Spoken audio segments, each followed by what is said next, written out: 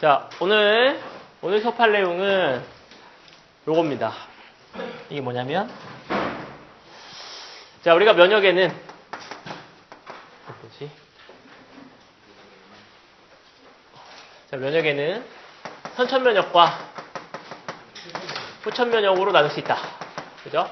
선천면역은 어떤 특징이 있다고 했냐면, 비특이적이다. 그리고, 내재성 면역이다. 가지고 태어난다 이 말이죠. 그리고 후천성 면역은 특이적 면역이고 적응 면역이다 라고 하는데, 오늘은 이번 시간은 요 선천 면역에 대해서 다뤄보도록 하겠습니다.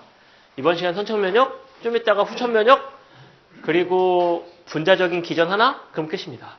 그래서 아마 내일이면은 끝. 그래서 다음 주에는 깔끔하게 활동지를 할 수 있는 아름다운 시간 계획이 되겠습니다. 그리고 활동지를 하고 여유가 있으면 진도를 조금 더 나가겠습니다. 네. 예?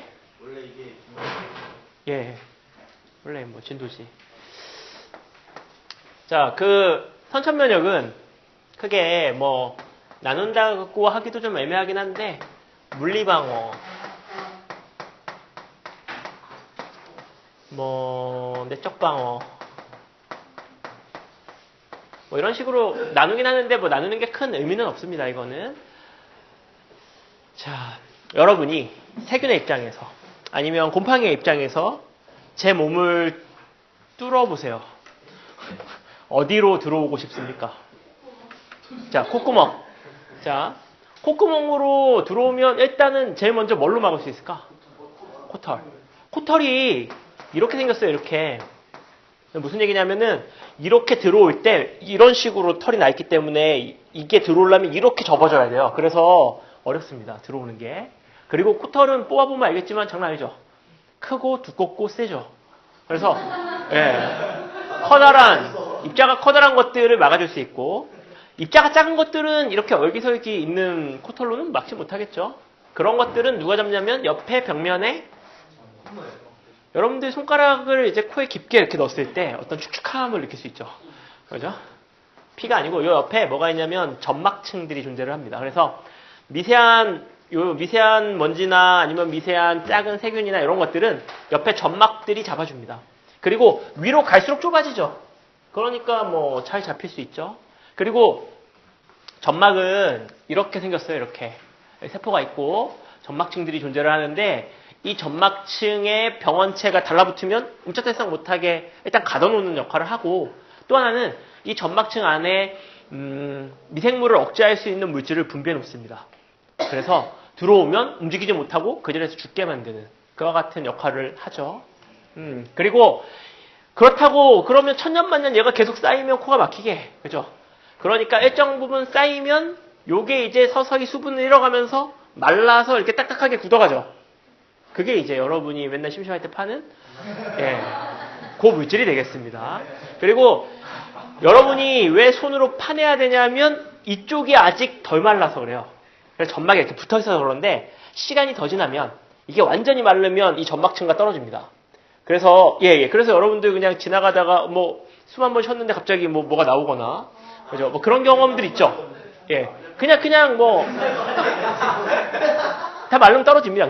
그냥 떨어지기 때문에 가만 놔둬도 뭐 괜찮고요. 코는 이렇게 방어합니다. 일단 또 어디로 들어올 수 있어? 자, 눈은 그러니까 갑옷이 씌울 수가 없죠. 빛이 들어와야 되니까. 그래서 눈은 어떻게 막냐면, 눈 같은 경우에, 동공 같은 경우는 그냥 뚫려있는 구멍이죠.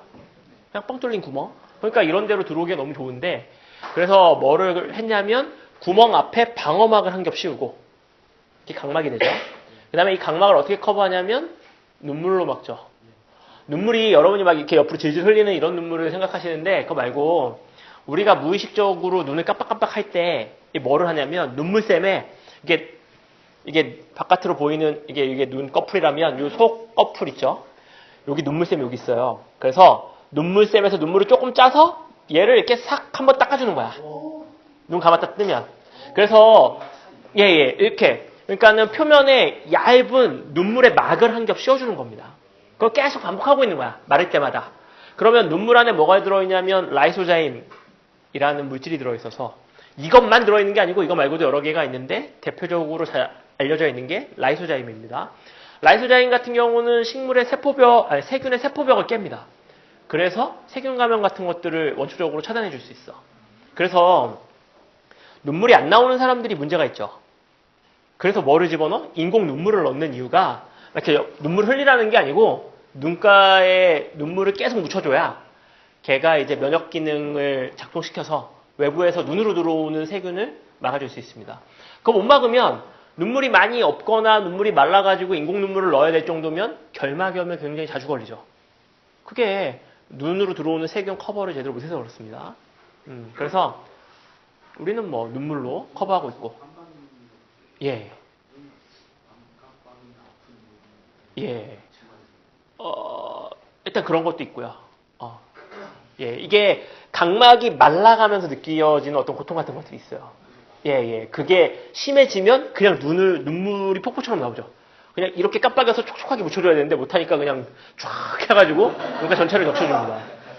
진짜 궁금하다 이러면은 친구한테 부탁해서 이렇게 해서 눈 못 감게 해갖고 2분이면 눈물이 막 쫙쫙 흐를 거야. 해보시면 되고. 그래서 연기자들이 눈물 흘릴 때 눈물이 안 나면 일부러 눈을 뜨고 있죠, 이렇게. 그러면 눈가가 촉촉해지죠. 해보세요, 심심하면. 네. 네, 인공 눈물은 눈물 안에 들어있는 특정한 성분들을 넣어준 액체입니다. 그냥 맹물이 아니고. 네. 맹물을 넣어주면 세포 각막의 세포가 이제 삼투 때문에 문제가 생기기 때문에 따갑죠. 눈에 맹물 한번 이렇게 뿌려보세요. 따끔따끔하지. 예, 생리식염수 뿌려야죠. 예, 그래야 안 아프고 맹물 뿌리면 증류수 한번 뿌려보세요. 아플 겁니다. 예. 예, 그거는 눈에 뭐가 묻었으니까 흐르는 물에 그러니까 수도가에서 이거 하는 게 아니고 눈 뜨고 이렇게 물을 해가지고 흐르는 물에 이 눈에 묻은 액체가 떨어져 나가게 하는 게 원래 목적이야. 그래서 어프어프 하라는 게 아니고 그냥 눈 이렇게 까고 이렇게 대고 있어야 효과가 좋은 거죠. 자, 그 다음에 또 눈도 막을 수 있고 어디? 입? 예, 입으로 들어온 세균들이 가장 험악한 말로를 맞게 되죠. 입으로 들어온 애들이 어디로 가? 위. 위는 pH 2의 염산이 도사리고 있는 곳입니다. 그러니까 염산탕에 몸을 담그게 되는 그와 같은 효과를 얻게 되죠. 그래서 위가 우리가 5만 가지 거를 먹기 때문에 우리 입 안으로 진짜 수천만 가지의 세균이 막 들어오거든요. 근데 이거를 어떻게 커버하냐면 우리는 위라는 공간을 만들어서 소화기관으로, 그러니까 흡수하는 기관이 십이지장이잖아. 이 밑으로 내리기 전에 깨끗하게 살균을 해줍니다. 그러니까 균이 묻어있는 거를 염산에 담그는 거야, 그냥. 그럼 칙 하고 다 녹아 없어지겠죠. 거의 대부분 사라집니다. 그래서 우리 몸의 컨디션만 괜찮으면 어지간히 썩은 거 먹어도 아무 문제 없어요. 여러분들 학교에서 식중독 단체로 걸릴 때 급식 먹는 인원이 뭐 400명, 1000명 이러잖아. 그럼 식중독 1000명이 다 걸리나? 3, 40명 걸리죠? 나머지 970, 80명은 그냥 소화시켰다는 얘기죠. 네. 뭐 식중독균이 별겁니까? 그냥 위산에 담갔다 빼면 고기죠. 그냥 어차피 세균의 벽이라고 하는 게 인지질하고 단백질로 구성되어 있는 거 아니야? 고기지 뭐. 그냥 고기로 흡수하는 거지. 예. 그래서 위가 굉장히 강력한 살균작용을 할 수가 있고요. 또 생식기. 우리 몸이 어쩔 수 없이 세상과 열어놔야 되는 곳이 몇몇 곳이 있는데 첫 번째가 호흡기. 산소가 통과해야 되기 때문에 거기는 갑옷 같은 걸 씌워놓을 수가 없어. 또 하나는 소화기. 음식을 먹어야 되기 때문에 또 하나는 생식기죠. 정전환자가 만나야 되기 때문에 일단 거기 뚫려 있어야 돼. 그러니까 거기를 뭐로 커버하냐면 첫 번째, 오줌. 오줌이 pH 3에서 5 정도 되는 약산성 물질입니다. 산성 물질이에요. 궁금하시면 드셔보시면 우리는 산을 신맛으로 인식하기 때문에 새콤할 겁니다. 예, 설탕 좀 타드시면 뭐 새콤달콤하겠죠. 예, 뭐 그러고. 그 다음에 이제 두 번째는 공생 세균들과 같이 살아요. 남성의 생식기도 마찬가지고 여성의 생식기도 마찬가지고 공생 세균과 같이 살면서 그 공생 세균들은 우리 몸에 위협을 주지 않는 아이들입니다. 그러면 외부에서 우리 몸에 위협을 주는 아이가 그쪽으로 이렇게 싹 안착을 하면 세균들끼리 경쟁을 하는 거지. 같은 먹이잖아. 먹이가 같으니까 그네들 사이에서 치열하게 경쟁이 일어나고 보통 숫자 많은 쪽이 이깁니다. 예, 어지간하면 세균들 사이에서 숫자 많은 쪽이 이기기 때문에 이미 뭐 터전을 갖고 있는 아이가 이기겠죠. 이 밸런스가 깨지면 위험한 거야. 항생제를 겁나 먹어가지고 우리 몸에 어떤 이로운 미생물들이 죽어나가면 그러면 이제 공생 세균들이 차 있지 않은 공간들이 있을 거고 그 위치로 유해균들이 들어가면 퍼질 수 있는 거죠. 그래서 특히나 여성의 질 같은 경우에는 훨씬 더 많은 세균들을 가지고 있습니다. 그리고 산성도가 굉장히 강하죠. 남성보다. 그래서 좀 더 유해한 균들에 대해서 잘 차단을 할 수가 있습니다. 그리고 그 왜 10% 인간에서 나왔잖아. 그 여성의 질에 있는 어떤 유해한 거 아니고 참 이로운 세균들을 출산할 때 애한테 이렇게 발라준다고, 그렇죠? 그래서 애가 수직 감염이 될 수 있도록, 수직 감염이라 표현하죠. 수직 감염이 될 수 있도록 도와준다. 다른 동물들은 그렇게 질을 통해서 낳는 애들도 있고, 안 그런 애들은 어떤 식으로 하냐면, 알 낳는 애들은 어떻게 하냐면, 부모님 똥을 먹어요. 닭 같은 애들이 엄마 아빠 똥을 주워 먹잖아? 그게 이제 부모님 몸속에 있는 좋은 대장균이나 아니면 좋은 세균들을 감염시킬 수 있는 좋은 방법이 됩니다. 강아지 같은 경우도 몸 안 좋을 때 엄마 똥 먹기도 하고 그러죠. 그런 게 이제 세균 감염으로, 그러니까 세균으로 세균을 막는 아름다운 방법을 쓰고 있습니다. 또 항문도 거기 넓은 대문 같은 곳이 있죠. 그래서 얼마든지 들어올 수 있는데 거기야말로 공생균들의 집합체입니다. 그래서 여러분이 싸는 똥의 반이 세균입니다. 세균을 반 싸고 반은 음식물 찌꺼기인 거야. 그래서 똥이 진짜 세균이 맞냐 궁금하시면은 여러분들 그 수세식 화장실에서 이렇게 변기에 앉아서 변을 본 다음에, 그죠? 휘젓지 말고, 휘저으면 더 많은데 휘젓지 말고 이제 핏백 같은 걸로 이렇게 위에서 한 50마이크로만 따서 슬라이드에 놓고 보면 세균이 득실득실 하고요. 좀 더 많은 걸 보고 싶다. 그러면 이렇게 휘저어가지고 따면 어마어마한 양의 세균을 볼 수 있습니다. 정말 여러분의 상상을 초월할 만큼 많은 세균들을 볼 수 있어요. 그래서 그쪽으로 들어오면, 항문 쪽으로 치고 들어오면 거기는 뭐 엄청난 애들이 워낙 많기 때문에 거의 뭐 밟아치고 살기가 어렵습니다. 자신 있다. 그럼요. 피부 배꼽 쪽으로 파고 들어가는 애들도 있죠. 배꼽의 세균만 연구하는 사람도 있더라고요. 논문 찾다 보니까 뭐 스트레스에 따른 배꼽 세균의 다양성 연구 뭐 이런 거 있어. 사람 배꼽을 이렇게 면봉으로 파가지고 또 세균의 종류를 이렇게 판별한 사람이 있더라고요. 세상에는 대단한 사람이 많습니다. 근데 모든 피부 다 마찬가지고요. 죽은 세포층이 쌓여 있고 여러분이 분비하는 피지와 땀이 약산성 물질들이기 때문에 다 뭐 세균을 처리해 줄 수가 있습니다. 또 기도. 기도는 어떻게 생겼냐면요. 이게 이제 정확하게 얘기하면 호흡기에 대한 얘기예요. 기도부터 시작해서 기관지 다 이렇게 생겼는데 이게 아까랑 똑같이 점막으로 커버하고 있고요. 털이 있진 않죠. 기도에. 점막으로 커버를 하고 요 밑에 뭐가 있냐면 이렇게 돌기들이 나 있어요. 세포가. 그래서 이게 목구멍이라고 칩시다. 목이면 여기 이렇게 잡혔잖아. 얘네들이 점막에 잡혔잖아. 요거가 이렇게 말라서 동글동글해지면 이걸 어떻게 처리하냐면 여기에 있는 선모들이 얘를 살살살 굴려요. 이렇게 살살살 굴려가지고 여기 살살살 해서 어디로 올라오냐면 입으로 올라옵니다. 그래서 이거의 양이 많으면 여러분이 이물감을 느껴서 뱉게 되는 거고요. 보통은 삼킵니다. 그냥. 침인 줄 알고 그냥 삼켜. 그러면 이 세균하고 점막이 섞여 있는 덩어리가 어디로 가냐면 위산으로 가서 녹여지는 겁니다. 근데 너무 불순물들이 많으면 이물감을 느껴서 뱉게 되는 거죠. 이게 가래가 되는 거고. 또 귀도요. 귀 보면은 우리 귀가 이렇게 생겼어요. 이렇게 위로 올라가는 구조로 생겼습니다. 이렇게. 이게 일자가 아니고 위로 이렇게 올라가. 그래서 여러분이 귀에 물 들어가면 가만히 서 있으면 다 빠집니다. 이렇게 막 오두방정 안 떨고 그냥 가만히 서 있으면 다 빠져요. 이렇게 하면 이쪽에 있는 물기가 더 안으로 들어가고 다시 이렇게 하면 이쪽에 있는 게 더 안으로 들어가서 안 좋아. 그냥 제자리에서 이렇게 뛰면 여러분들 그 해수욕장 같은 데서 귀에 물 들어가면 그냥 이렇게 가만히 서 있으면 따뜻해지면서 물이 쫙 빠지는 경험 하죠? 이게 이렇게 돼 있기 때문에 물은 당연히 빠지고요. 그 다음에 귀털도 이렇게 나 있어요. 이렇게. 그래서 우리가 지금 벌레 없는 공간에서 침대에서 자는 시기가 생각보다 많이 안 됐죠. 몇 병은 안 됐죠. 옛날에는 다 그냥 땅에서 자든가 뭐 동굴에서 자든가 했지. 그러니까 땅바닥에서 자면은 온갖 벌레들이 다 구멍에 들어갔다 나왔다 하겠죠. 그러니까 그것들을 막기 위해서 귀털이 이런 식으로 발달이 되어 있고 벌레가 파고 들어가기에 너무 어려운 공간입니다. 이 공간은. 그리고 먼지 같은 것들도 코트랑 똑같아요. 여기 점막도 있고.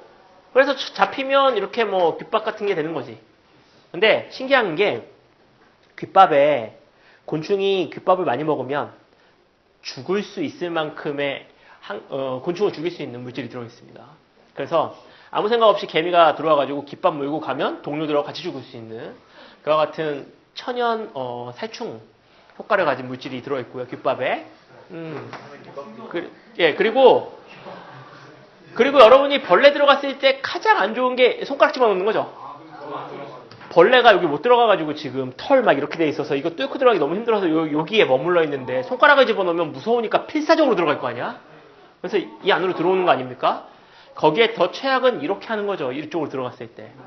우리 나뭇가지 이렇게 하면 개미가 밑으로 떨어지니? 근데 왜 이렇게 하는 거야? 더 안으로 들어가라고? 예.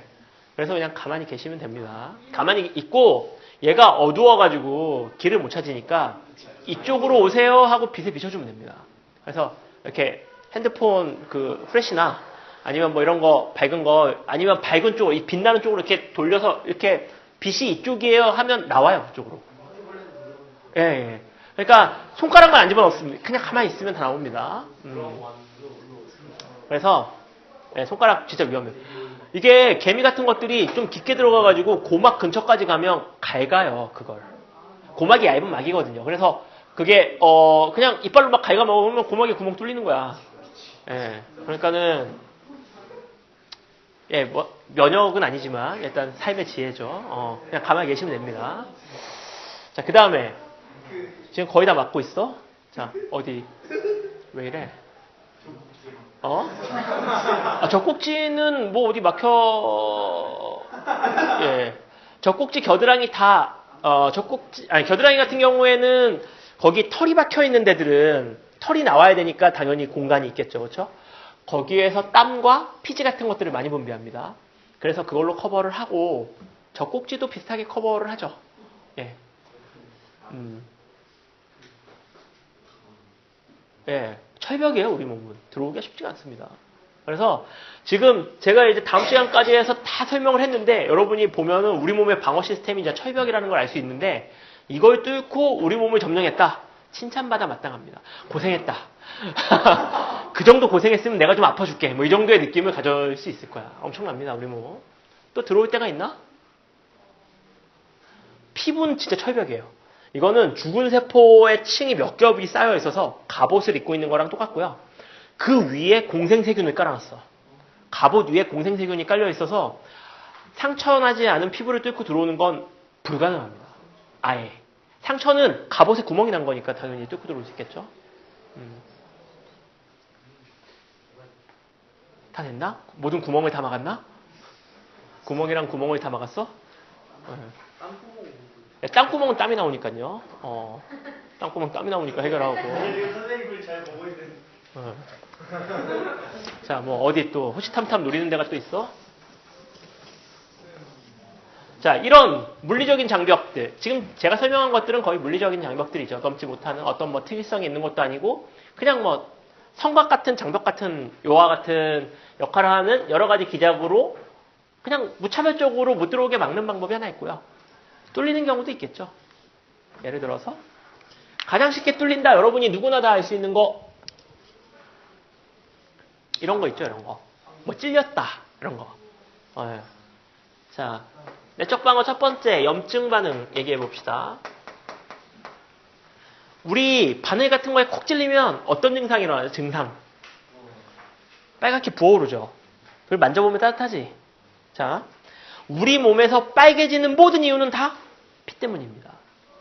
그리고 어딘가가 뜨거워지거나 따뜻해지는 이유도 다 피 때문입니다. 이거 기억하세요? 우리 몸에서 따뜻한 건 피밖에 없어.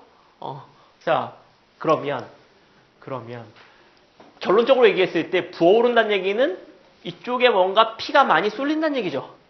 그게 어떻게 가능하냐에 대해서 얘기를 해볼게요. 자, 여기 보면 여기 이렇게 죽은 세포의 층들이 이렇게 딱 있는 거지. 갑옷들이 있는 거고 밑에서부터 이렇게 층이 이렇게 쌓여있고 밑에서부터 새로운 갑옷들이 하나 추가될 때마다 위에 게 하나씩 떨어져 나갑니다.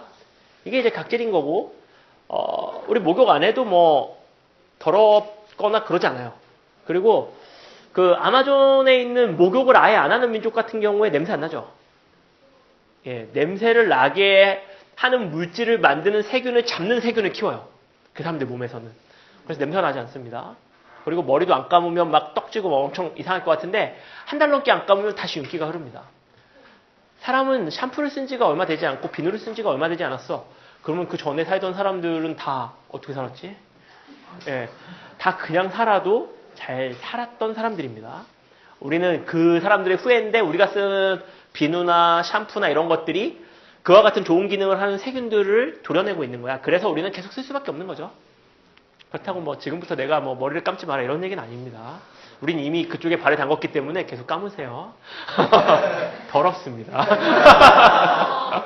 자, 그래서 자, 바늘에 찔리면 여러분이 가지고 있는 뭐 바늘에 찔려도 되고 뭐 샤프에 찔려도 되고 찔리면 당연히 표면에 균들이 묻어 있겠죠. 우리가 뭐 뭔가에 찔릴 때 멸균되어 있는 굉장히 클린한 상태에서 클린벤치 안에서 찔리는 게 아니잖아요. 그렇죠? 그러니까는 굉장히 깨끗한 상태가 아니기 때문에 당연히 표면에 균이 묻어 있을 거고 이 균이 우리의 철벽 같은 방어막을 뚫고 안으로 집어넣어주는 엘리베이터 같은 역할을 하는 거지. 그냥 쑥 들어오는 쑥. 들어오면 그러면 우리 몸 요 피부층 밑에는 어떤 세포들이 존재를 하냐면 비만세포라는 아이가 존재합니다. 비만세포. 비만세포가 영어로 마스트셀이거든요. 왜 비만세포라고 하냐? 네. 이게 이 마스트라는 게 뭐 영어 사전 찾아보면 배, 돛대, 뭐 선담 뭐 이런 별로 상관없는 얘기인데 이게 독일어에서 왔습니다. 독일어. 이거 발견한 사람이 독일 사람인데 비만세포가 여러분들 프린트 95페이지 오른쪽 보면은 잘 안 보이죠? 이렇게 생겼어요. 이런 과립들이 많아. 그래서 이걸 처음 발견한 사람이 어떻게 생각했냐면 얘네들이 이 안에 들어있는 걸 양분이라고 생각했어. 그래서 얘네들이 이렇게 바깥으로 분비가 되면 주변 세포들을 살찌울 수 있는 능력이 있지 않을까? 라고 해서 살찌우는 세포. 그래서 거기 뭐라고 써놨어? 이거 독일어라서 뭐 마스트젤렌? 예, 살찌게 하다라는 독일어 동사에서 따온 말이 됩니다. 그래서 살찌게 하는 세포? 살찌는 줄 알았더니 면역 반응에 관여하는 세포가 됐습니다. 그래서 뭐 처음 발표한 사람의 이름을 그대로 지켜주니까 마스트셀이 되는데 자, 비만세포가 이렇게 있다가 뭐가 들어와. 그러면 이 세균이나 이물질들을 비만세포가 인식을 합니다.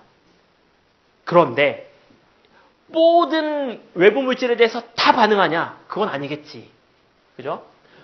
모든 외부 물질에 대해서 무조건 반응하는 건 아닙니다. 어떤 특정한 인식 체계가 있어서 그 인식 체계에 걸리면 반응을 하는데 그러면 얘가 가지고 있는 인식 시스템이라는 게 뭐냐?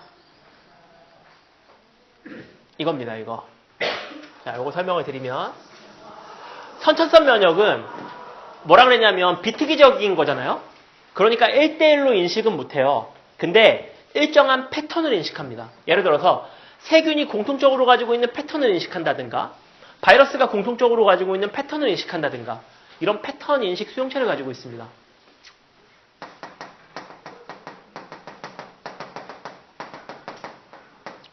이게 이제 처음에 알려진 게 곤충도 선천성 면역을 가지고 있어요.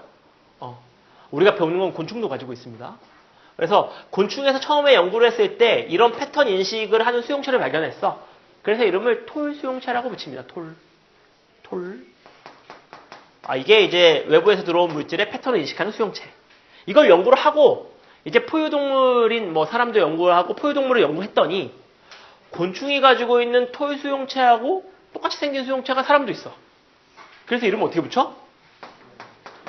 톨 라이크 리셉터라고 붙입니다. 그러니까 한국말로 바꾸면 겁나 없어 보이죠. 톨 닮은 수용체. 그냥 이거죠. 톨 유사 수용체. 그래서 이거의 앞글자를 따서 TLR이라고 이름을 붙입니다. 예를 들어 볼게요. TLR이 여러 개가 알려져 있는데 대표적으로 TLR3. TLR 종류가 있으니까 1, 2, 3, 4 뭐 쫙 붙겠죠. TLR3는 뭐를 인식하냐면 더블 스트랜드 RNA를 인식합니다. 사람은 이중가닥 RNA를 만들지 않아요. 누가 만들지? 이중가닥 RNA. DNA가 아니고 이중가닥 RNA. 바이러스가 만듭니다. 바이러스. 그러니까 이런 게 그 수용체에 감지가 되면 이 아이는 우리 몸이 아니고 적이다. 이렇게 간주할 수 있는 거죠. 근데 무슨 바이러스인지는 모르겠지만 이렇게 이중가닥 RNA를 가진 바이러스가 많겠죠? 누군진 중요하지 않아. 일단 적이면 삼킵니다. 삼켜요. 그 다음에 TLR4 같은 경우는 지질 다당체를 인지합니다. 이거는 어디에 있냐면 그 외막, 세균의 외막 있죠? 외막. 그 그람 음성균 같은 경우에 벽이 있고 외막 같은 거 있죠? 캡슐로라고 부르는 그거의 주성분이 지질 다당체고 사람은 이런 거를 가지고 있지 않습니다. 그래서 이런 게 감지가 되면 이 아이는 적이구나 판단하는 거고. 그 다음에 TLR5 같은 경우는 플라젤린을 인식합니다. 플라젤린이 뭐지? 그치, 세균 편모 성분 단백질이죠. 사람은 이런 거가 없어. 그러니까 플라젤린이 감지가 되면 얘는 사람이 아닌 거야.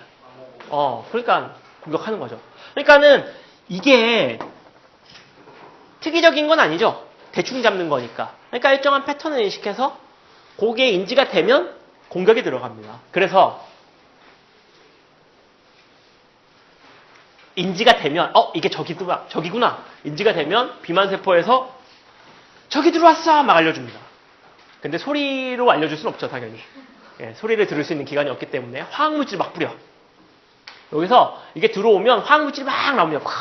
비만세포가 이렇게 있었는데 이 안에 들어있던 이 과립들, 이 안에 화학물질이 들어있고 이게 외부 물질이 인식이 되면 이게 외포작용을 통해서 엑소사이토시스를 통해서 바깥으로 막 뿜어져 나옵니다. 그러면 염증이나 면역 반응에 관여하는 모든 물질을 퉁쳐서 뭐라 부른다고? 퉁쳐서? 사이토카인. 그러면 여기서 나오는 물질도 사이토카인이겠죠. 사이토카인 중에 정확하게 명칭이 알려졌어. 이 물질은 순수분리가 돼서 저 물질의 이름이 뭐냐면 히스타민입니다. 히스타민. 자, 히스타민이 분비가 되면 히스타민이 하는 역할이 뭐냐면 혈관을 확장시킵니다. 그러면 혈관이 확장이 되기 때문에 피가 그쪽으로 쏠리는 거야. 그렇지? 그러니까 빨갛게 보이는 거죠. 그 다음에 이게 이제 모세혈관이니까 모세혈관에 구멍이 뚫려 있는데 확장이 되면 그 구멍이 커지겠죠. 작은 구멍인데 이게 확장이 되면 풍선에 점 찍어서 풍선 많이 불면 구멍이 커지는 거랑 똑같아. 커지면 이 안에 있는 액체 성분들이 빠지겠지. 적혈구가 빠질 만큼 구멍이 크진 않으니까 적혈구는 못 빠져. 그래서 빨갛진 않은데 이 안에 있는 액체가 바깥으로 빠지는 거죠. 그 액체를 뭐라 부르지? 피 속의 액체 성분? 혈장. 혈장 안에는 뭐가 들어있냐면 항미생물 펩타이드라고 하는 미생물의 생장을 억제하는 물질이 잔뜩 들어있습니다. 피 속에. 그래서 여기서 혈장이 쫙 빠지면 이 세균이 죽을 수도 있고 아니면 생장이 억제돼. 그러니까 힘을 떨어뜨리는 그와 같은 역할을 하는 혈장 성분들이 막 뿜어져 나오고, 또 하나는 히스타민이 대식세포와 호중구들을 불러 모읍니다. 야, 여기 적 들어왔어. 빨리 와. 이런 거죠. 되겠죠? 네. 호중구, 호중성, 백혈구. 예. 자, 그러면 보세요. 이게 혈관이 확장돼서 구멍이 커졌으니까 호중구 같은 경우도, 호중구는 여기 크기가 작아도 빠져나오긴 빠져나와요. 적혈구는 못 빠져나오는데 백혈구는 빠져나옵니다. 작은 구멍으로. 어떻게 빠져나오지?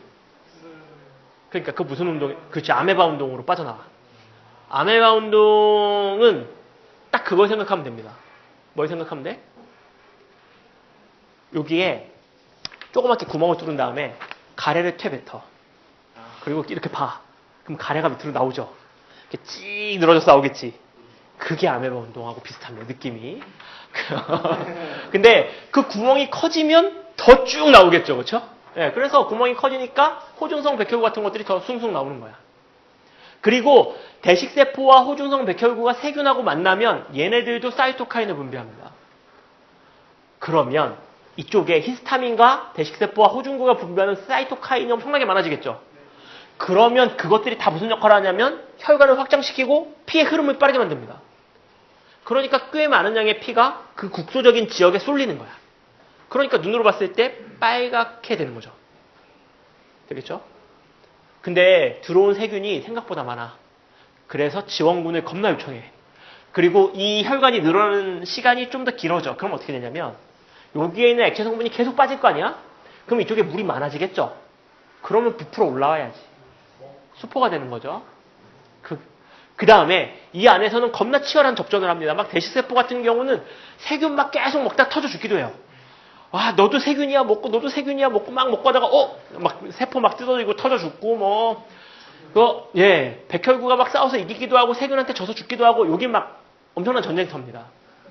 그러니까 엄청난 양의 혈장, 백혈구의 시체, 그 다음에 대식세포의 시체, 그 다음에 세균의 시체 이런 것들이 다 뒤엉켜 있는 전장이 고름입니다.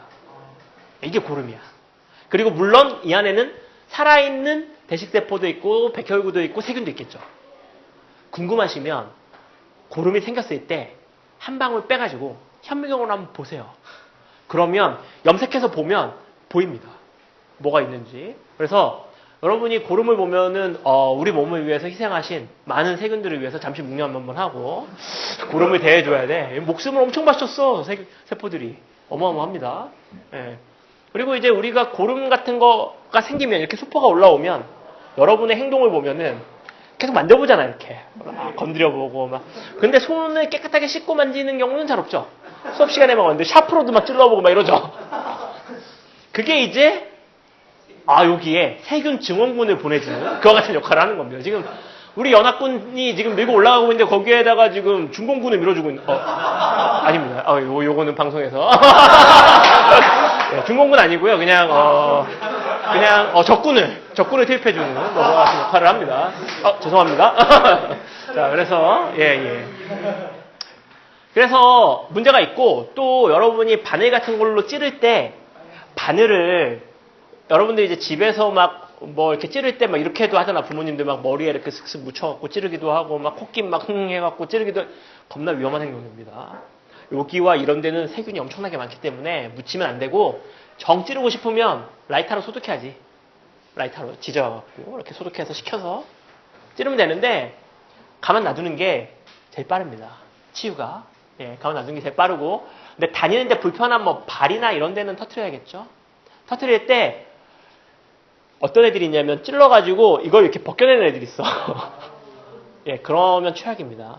이게 이렇게 늘어나면서 이게 그래도 방어막이라고 씌워져 있는데 그걸 벗겨내면은 온갖 세균들이 다 들어가요. 완전 위험하니까 군대에서 이제 이런 걸 배우죠. 어떻게 하면 수포를 효과적으로 없앨 수 있나. 그래서 깨끗한 실을 준비해가지고 바늘로 이렇게 여기 이렇게 있으면 바늘로 푹 찔러갖고 실을 여기다 끊어 이렇게. 이 상태로 놔두면 고름이 실 따라서 한 방울씩 떨어져 나옵니다. 그래서 시간 지나면 말라 있어. 근데 이 실을 빼기가 어려운 게 함정입니다. 붙어가지고. 그게 이제 함정이긴 한데 뭐 일단 효과는 좋죠. 그래서 여러분이 이제 여러분이 아마 이런 대부분의 물집을 만나게 되는 거는 남자애들 같은 경우는 군대 가면 볼 수 있을 겁니다. 한 40km 정도 걸으면 발에 이런 거 많이 생겨요. 그랬을 때 내 발이 고군분투 하고 있구나. 이런 거를 좀 알아주셨으면 하죠. 뭐 내후년에 한번 경험해 보시고 뭐 연락 주세요. 잘 다녀오시고요.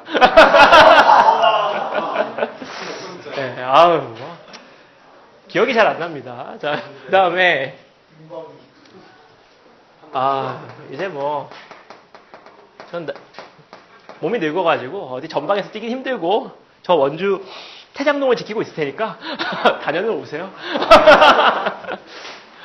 자, 두 번째 인터페론이라는 물질이 있습니다. 이거 좀 유명한 아이인데 인터페론은 바이러스의 침입을 알려주는 신호입니다. 다잉 메시지 같은 거야.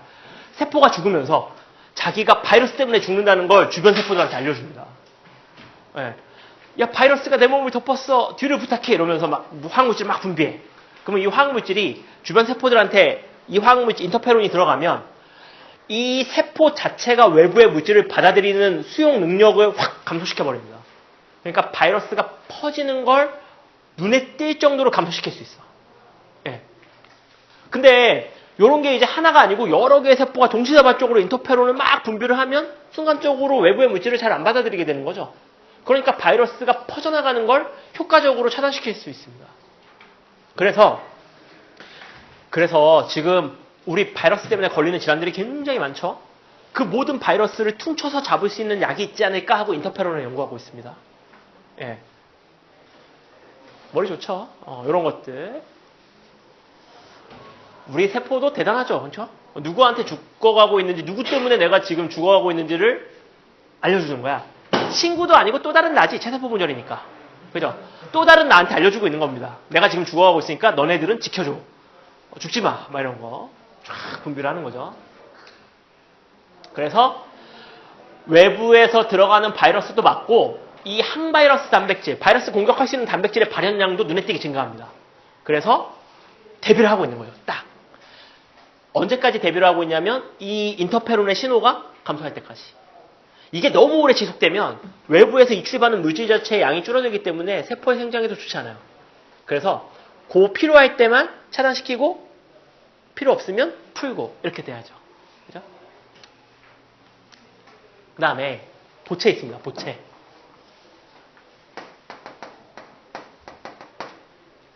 자, 보채라고 하는 아이는 무서운 아이입니다. 이 아이도 굉장히 무서운 아이예요. 이 아이가 보채가 이제 뭐 활성화되는 경로들이 있는데 그것까지는 기억을 안 하셔도 되긴 하지만 어떻게 활성화되냐면 첫 번째는 그 세균의 세포벽 성분에 반응을 해서 활성화되는 경우가 있습니다. 보채가 활성화되면요. 보채가 어떻게 작용하냐면 이렇게 동그랗게 원통형으로 세균의 세포막에 박혀. 그럼 어떻게 되지?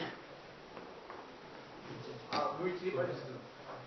이렇게 그냥 PVC 파이프를 이렇게 막에다가 팍 박는 거랑 똑같아. 박혀. 그럼 어떻게 돼?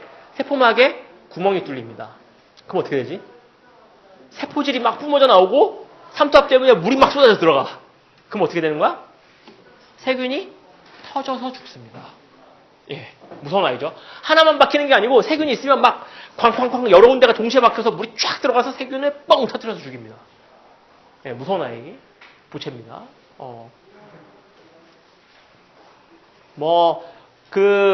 제가 옆에 참고 하라고 써놓은 거 있죠. 그렇죠? 보채 활성화 경로, 뭐 고정 경로, 그 다음에 대체 경로, 렉틴 경로 이런 거 있는데 한번 읽어보시고 예. 아니, 뭘 읽어? 지금 설명하죠, 뭐. 자, 고정 경로는 어떤 것들이 있냐면 이거는 이제 아직 배우지 않았지만 선천면역의 경계가 좀 모호해서 항체가 달라붙으면 그 달라붙은 항체 때문에 보채가 활성화되는 경우가 있습니다. 예. 그러니까는 이렇게 활성화되려면 이쪽과 같이 작용을 해야겠죠. 항체가 관여를 해야 되니까. 항체가 달라붙어 있으면 보채가 가서 활성화시켜서 막에 구멍을 뚫어서 터뜨려서 죽여버리는 이와 같은 경로가 있고 좀 전에 얘기했던 그 세균의 세포벽 때문에 활성화되는 건 대체 경로입니다. 항체 없이. 그 다음에 렉틴이라고 하는 거는 만노스라고 하는 어떤 당을 달고 있는 세균들이 많이 있어요. 세균들이 많이 가지고 있는 당입니다. 사람은 없어요. 만노스가. 근데 세균들이 갖고 있는데 요 당을 모든 당, 탄수화물을 인식할 수 있는 수용체를 퉁쳐서 렉틴이라고 부릅니다. 그냥. 그러면 이 만노스를 인식할 수 있는 렉틴이 이렇게 붙으면 이 복합체를 인식해서 활성화되는 이와 같은 세 가지의 경로를 통해서 보채는 활성화되고 활성화되면 뚫어 죽일 수 있습니다. 그래서 염증, 인터페론, 보채 이거 다 특이적인 거 아니죠? 두루뭉실한 거지. A라고 하는 특정한 균만 딱 찝는 게 아니죠. 그냥 두리뭉실하게 몸 안으로 들어온 균에 대해서 1차적으로 커버해주는 그와 같은 내용이죠. 여기서 커버가 안 되면 후에 작용하는 후천면역한테 그 공을 돌립니다. 그러면 뒤에 무서운 형들이 훨씬 더 많기 때문에 이 형들이 다 잡아줍니다. 예. 그래서 근데 중요한 거는 이 선천 면역이 작동을 해야 외부에서 균이 들어온 걸 인지할 수 있습니다. 그래서 이게 먼저 작동을 해야 후천 면역이 일어날 수 있는 가능성이 있습니다. 선천 면역 없이 후천 면역만 일어나는 건 불가능합니다. 선천 면역이 외부에서 들어오는 것들을 제일 먼저 맞이하기 때문에 여기서 일단 맞이한 결과를 바탕으로 후천 면역이 진행이 됩니다. 그래서 오늘 한 시간 더 들었다고? 좀 이따가 이어서 선천 면역에 이어서 후천 면역이 어떤 식으로 작동하는지에 대해서 간단하게 설명을 해보죠. 그림은 이런 겁니다. 이런 거. 몇 개 없죠? 그죠? 예. 그 다음에, 이런 거고. 여러분들 지금 프린트 몇 페이지죠? 요거? 93? 예, 93페이지 그 밑에 문제 하나 있죠? 풀어보세요.